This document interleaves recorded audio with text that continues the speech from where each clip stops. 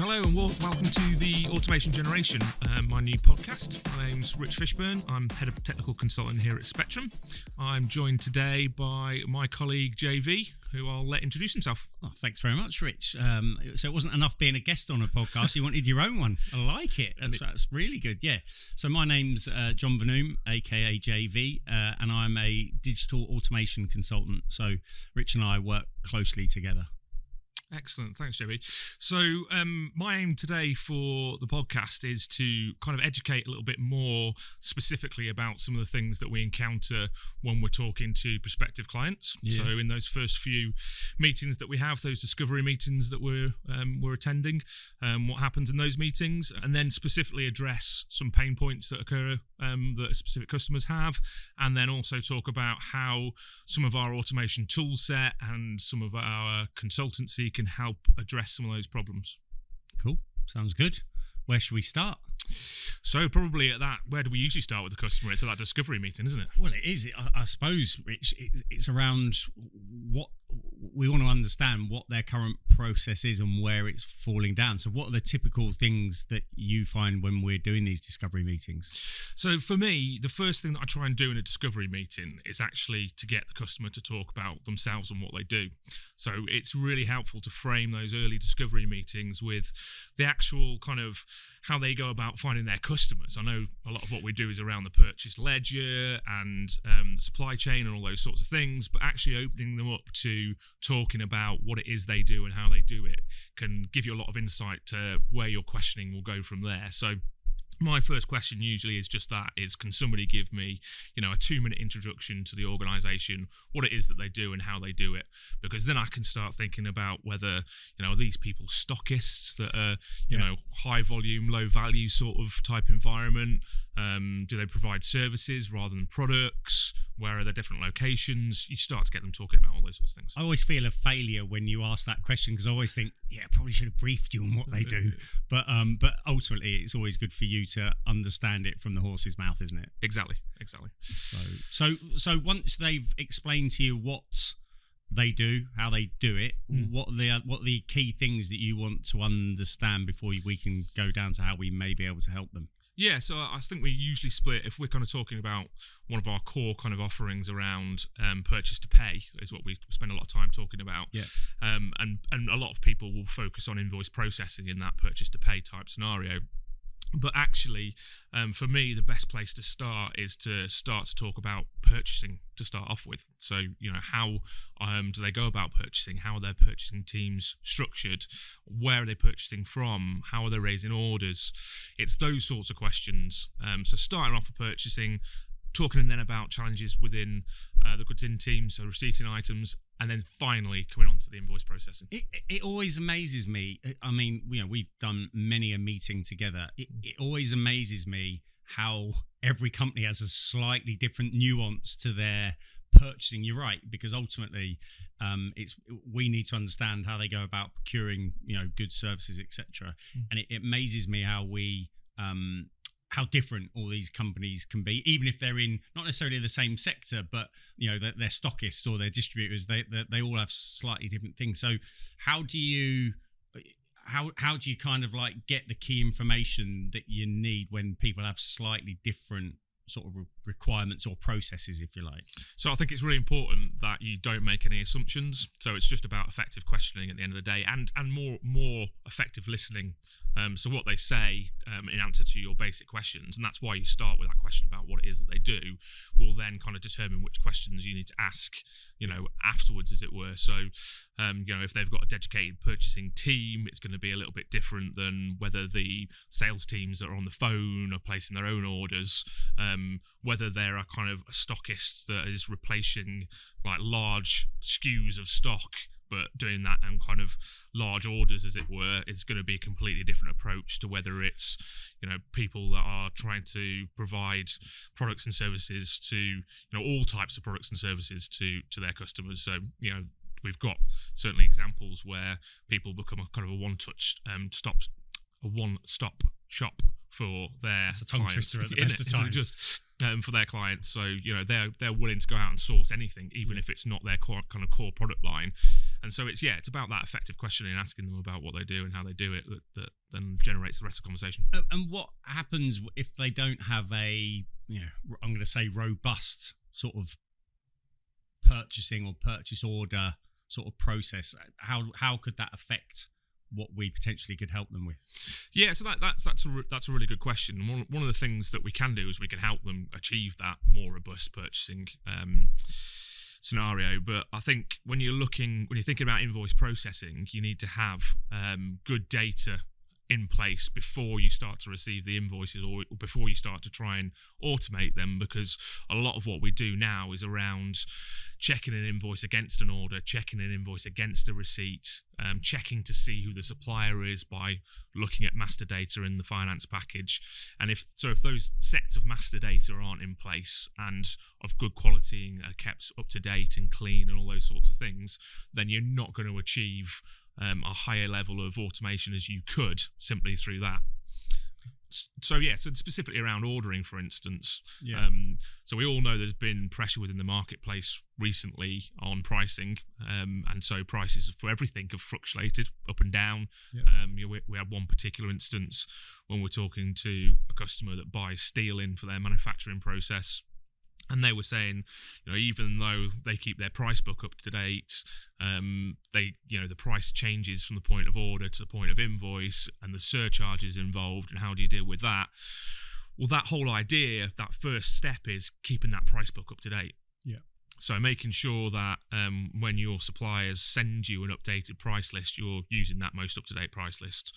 Or, if you've got a low volume of high-value orders, going out and seeking quotes for materials before you put the order on, and getting order acknowledgements and those sorts of things as well. So it's really important, because having your pricing right on your order is going to affect how the automation can look on the invoice and track that back. Because I always think, I have a suspicion that some people see that as a barrier to introducing technology, is that, things fluctuate and things like that. And yes, it does, but there's always, if a human has to understand that a price has changed, once they understand it, they can update the system. You can still gain great benefit from introducing digitization, if you will.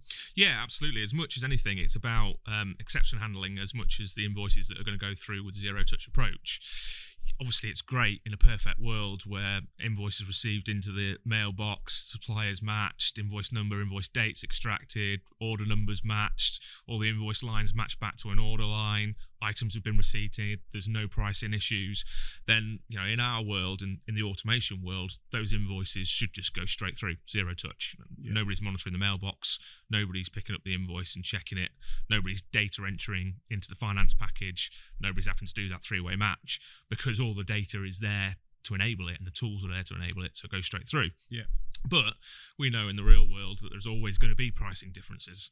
There's always going to be items that are going to be delivered that are going to be faulty or damaged. Carriage charges, surcharges. There's going to be invoices without POs. So there's going to be invoices that maybe have a PO but will never be receipted. So it's identifying the exceptions and then making it as easy for somebody to deal with those exceptions as possible, where the benefit comes from in those sort of circumstances. What other areas do you see where that cause AP teams problems? So obviously we've talked about master data and things like that, but what other areas do you see where it potentially slows the whole process down? So I think the most obvious one is just purely volume of invoices that are coming through. So specifically where you've got that whole idea of having a supply chain where you are stocking lots of parts and you're kind of stocking a high volume of low priced items, as it were, then you're probably maintaining a huge list of items and kind of replenishing that stock fairly frequently. And that means that you're going to have a large volume of invoices and multiple lines across those invoices. But when you think about those two scenarios we spoke about a minute ago, straight through versus one that's got some level of exception, somebody's having to check every single one, when they're doing it manually, regardless of whether it will go straight through with automation, or whether it be manual handled. If you've got 100 invoices, you're checking 100 invoices. If you've got 1,000 invoices, you're checking 1,000 invoices. So pure volume, I think, is the first thing. I think also with that, sometimes you can have volume, but you can also have, let's say it's a multi-branch or a multi-office, establishment. That can also bring other issues. I'm in my head, I'm thinking where invoices, either get scanned or get sent snail mail via internal vans, gets lost, get put on stop, those sorts of things. So, are they? Do you see that much? Yeah, still see it. And you would have thought, we keep on coming back in discussions back to kind of COVID and how that affected everybody and everything else. And with people working in more remote locations, it became more important for people to have remote access to documents, to be able to review them and approve them and all those sorts of things. So, but surprisingly, we're still seeing scenarios where people are snail mailing invoices back into a central location for for approval and for entry, and I think especially on that side as well, tends to be in certain industries where that kind of behaviour is still present. So we were talking to an organisation that's got retail outlets in essence the other day, weren't we? And they have a problem getting the invoices back from the retail outlets, but then also understanding from each of the invoices how each of the lines should be coded. There wasn't any orders in that case, there wasn't any receipts, and so the big headache was actually going, well, we're a retail outlet, we're selling all sorts of things, but on our shelves we've got to stock toilet paper and we've got to stock crisps and chocolate and all those sorts of things, and the finance department wants us to nominal code each of these expenses to the right area, and that's one of the biggest headaches. 100 lines on an invoice, you've got maybe 20 different nominal codes on that invoice, and picking the right one for the different lines. A big hassle. Talk to me about how an invoice with no PO can, because I often think that I think potential clients or even organizations think that, well, you can't automate or you can't digitize overhead invoices or non-stock invoices, but they're wrong, aren't they? Yeah, they are wrong, absolutely. So there are things that you can do to improve the process when it comes to non-PO based invoices. I think there's three scenarios. There's that traditional three-way match, which we've been talking about, invoice with a PO and a receipt, and nobody needs to get involved with that. In the middle, sometimes we will find that POs are being raised, but actually there's no receipting going on. So the AP team doesn't know whether those products have been delivered, whether those services have been consumed. And so then they can achieve a part automation. So if you've got a PO number on an invoice, then you can identify who the supplier is, you can identify all the supplier's information, you can identify that PO number, which enables you kind of downstream to say who raised this order and to go to them to seek digital approval. And so you've already taken a few steps out of the manual process. I don't need to match it back to a PO. I don't need to work out who raised the PO. I don't need to send it to them for approval. The system can do all of that automatically. And it's the same sort of approach, of course, with an invoice without a PO. So, you're still recognising the supplier automatically, invoice number, invoice date. You're still pulling off line items to present back to the user to approve. You might be doing something along the lines of saying, this particular supplier is signed off by this particular person. So, it works for things like utility bills. There'll be an operations manager or something that signs off utility bills, so send it to them for approval. And then also that whole idea of coding and the headaches around applying nominal coding, and where you've got a larger volume of overhead invoices, that tends to be the biggest issue. So there are techniques you can do to look at keywords in descriptions, for instance, and start or building up an auto coding system that allows you to at least code an aspect or a certain amount of the invoices, maybe all of them. But very good. What are there any other areas? I'm scratching my brains here. Are there any other areas that we uncover during the discovery that obviously there's statement reconciliation, but that might be on another pod. We might cover that. Yeah, absolutely. So I think the other types of the issues that we find, and we've touched on it slightly, but the exceptions that we get will probably be in three different types of exceptions. It'll be a pricing issue. So We talked a little bit about surcharges Yep. and price books a minute ago. It's important for us to be able to deal with tolerances on pricing. Yeah, so you will get rounding issues, which means pricing will be slightly out on the line item versus the order. So should be able to deal with that automatically. Yeah. You'll find that some people allow some pricing difference, so they'll have an element of tolerance that's not necessarily done to do with rounding, but they might be happy with a 2% difference on the difference of the line from order to invoice. You might find that there is receipting issues. So one thing that's really important is that nowadays most suppliers seem to invoice on dispatch. Yeah. So as soon as the goods are on the wagon and making their way or have been picked, then they're digitally sending out the invoice. Yeah. If you raise an exception as soon as that invoice arrives, then quite rightly there might still be a period of time where those goods are in transit, and so you don't want to just say it's not been receipted yet. Let's cause an exception. So it's also important to think about those delivery timeframes and how long you should be checking to see whether receipt status changes over time. Should I, after receiving an invoice, should the system be capable of saying it's not receipted now, but I'm going to check once an hour for the next 3 days to see whether it does come into stock, sort of thing. Rather than have it piling up on your desk, I need to go back to that. I need to go back to that the old whip pile. Exactly, yeah. If you think about it in a manual process, Yeah. And that's the worst scenario, isn't it? When you're checking a document more than once to see whether it's been receipted and putting it back on top of a pile to check it again and again and again. You think about duplication of effort in that sort of scenario. It's huge. So.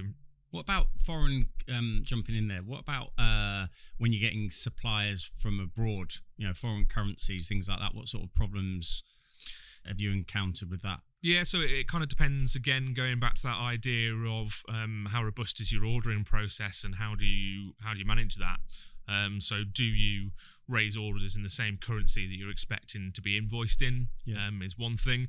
And do you hold currency in a foreign bank account that has is in that correct currency as well?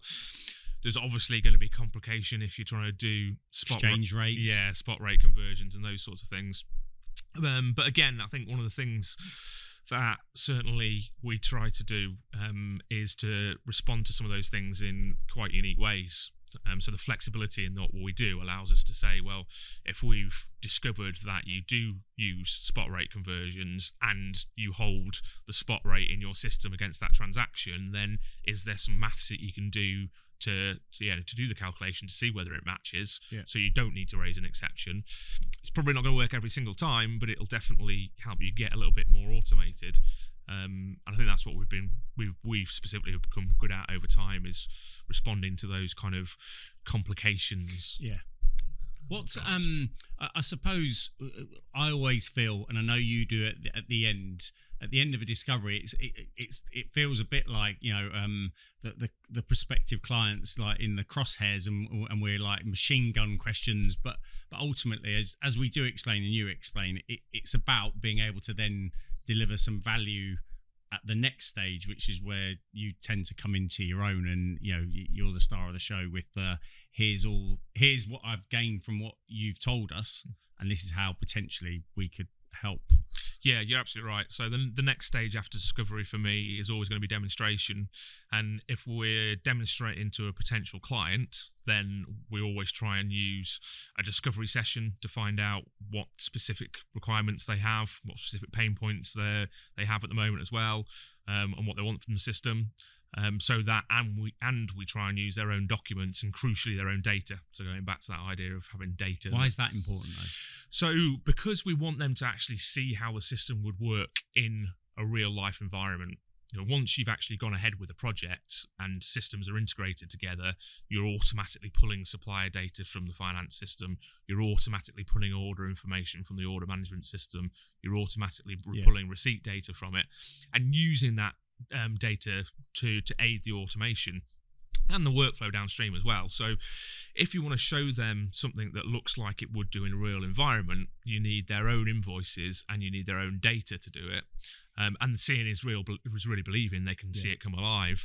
But also maybe more importantly, or certainly as important, is being able to refer back to that discovery session and say, look, you told us last time we met that you've got, this problem, you find this and this difficult, and then we can actually say, this is the part of the system that's going to help you to do that, and it helps us to start build a business case, doesn't it? It does, and I always think one of the things that and I've had sort of off the shelf demonstrations for not necessarily what we do, but in other instances, and you kind of have to take some big leaps to get to where you think you are. But what I always think you're really good at, and what we don't shy away from, is we're not shy to go, and this is where it can't work, and for these reasons. But we tend to, or I say we, the royal we, you tend to be able to explain A, why not, and B, potential workarounds.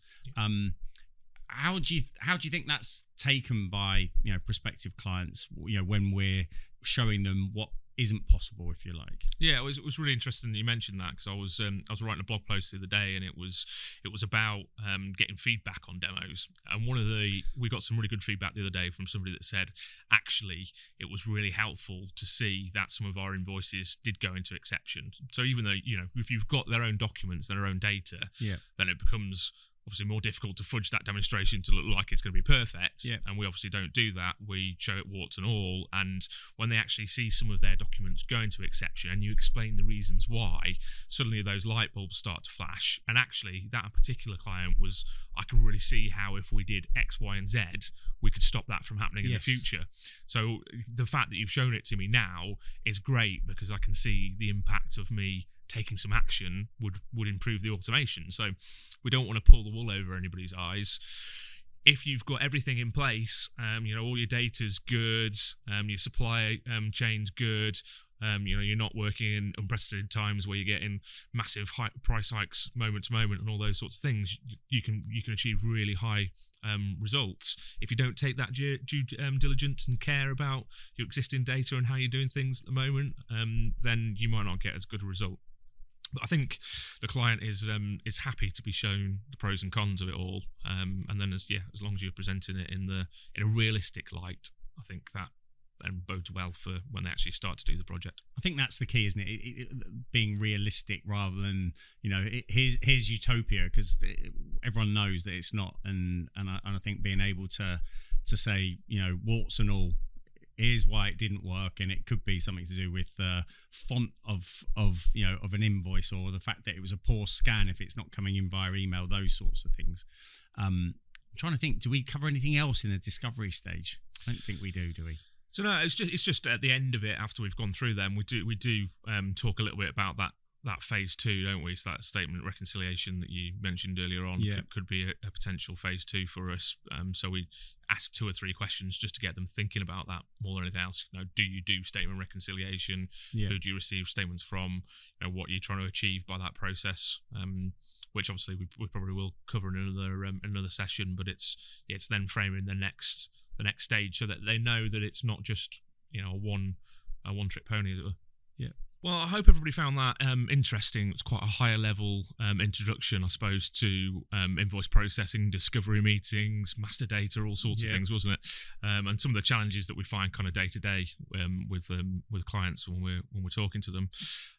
John's going to join me on the next session. I think that's okay then. If I have to, I think that's enough for us today. But we're going to join again and talk specifically in a bit more detail about that master data approach. What is that master data? How is it used? Why it's different? Yeah. What problems could you solve using it? And what could you do to make your solutions work better by improving your master data? Brilliant. Look forward to that.